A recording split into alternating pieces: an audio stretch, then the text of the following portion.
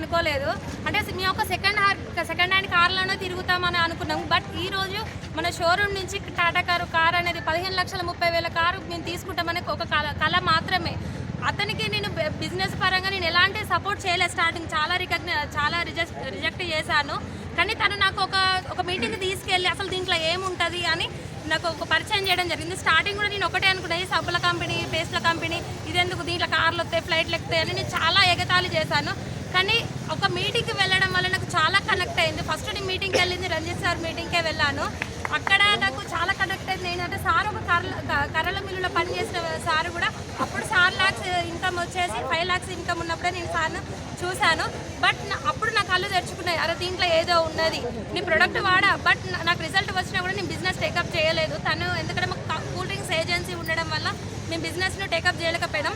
ఎప్పుడైతే మాకు cool drinks agency మెల్లిమెల్లిగా పడిపోతూ మాకు ఎప్పుడు లాస్ అవుతూ వచ్చామో అప్పుడు తొర్రూరుకు షిఫ్ట్ కావడం జరిగింది. తొర్రూరుకు షిఫ్ట్ అయిన కొత్తలో కూడా మేము జాబ్ పరంగా నేను డిఎంఐటీ చేశాను కదా, ఏదైనా జాబ్ దొరకకపోతుందా, తను కార్ డ్రైవింగ్ ఫీల్డ్లో ఏదైనా దొరకకపోతుందా అనే ఒక అపోహతోటి మేము తొర్రూరుకు వచ్చాము.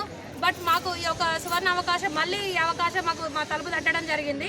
ఒక రజనీకాంత్ సార్ని మళ్ళీ వెళ్ళి మీట్ అవ్వడం, సార్కి ఒక 2 years అగ్రిమెంట్ తోటి వర్క్ చేయండి సార్, ఖచ్చితంగా మీకు కారు మీ డ్రీమ్స్ అయితే ఏదైతుందో ఖచ్చితంగా నెరవేరుతాయని సార్ చేయి పట్టుకున్నాము. ఒక 2 years కమిట్మెంట్ తీసుకొని దీంట్లో వర్క్ చేసాము. కానీ కార్ తీసుకుంటామని అనుకోలేదు. కానీ అది మా పిల్లల డ్రీమ్. ఇది కార్ అయితే ఎప్పుడు అమ్మామో మా చిన్న బాబు ఏడవడం స్టార్ట్ చేసి నాకు కార్ కావాలి, కారు కొనిస్తావా లేదని తను ప్రాణం పెట్టి పని చేశానండి. నేను తనకి బిజినెస్ అంటే ఇంతవరకు ఒక ఐడియా కూడా ఇవ్వలేదు. బట్ నేను ఇంట్లో ఉంటూ తనకి 100% సపోర్ట్ ఇస్తూ జూమ్ సెషన్స్ వినుకుంటూ నాలెడ్జ్ తీసుకుంటూ తనకి 100% సపోర్ట్ కావాలి.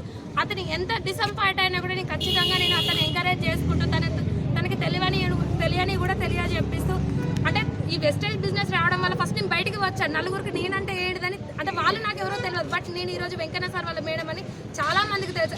అది దేని వల్ల అంటే కేవలం వెస్టేజ్ బిజినెస్ వల్లనే. అంటే నేను నలుగురిట్లో ఉన్నప్పుడు 4 గోడల మధ్య పిల్లలకు వంట చేసుకుంటూ ఈ పరంగానే ఉంటా కావచ్చు అని చాలా భయం వేసింది. కానీ వెస్టేజ్ ఒక సువర్ణ అవకాశం వల్ల నేను నలుగురికి తెలవడం వల్ల నాకు చాలా హ్యాపీగా ఉంది. Thank you Vestige. డ్రీమ్ ఏంటి సార్ చెప్పిన దాని ప్రకారం ఒక హౌస్ కట్టుకోవాలి. కార్ అయితే నెరవేరింది, డ్రీమ్ ఖచ్చితంగా నెరవేరింది.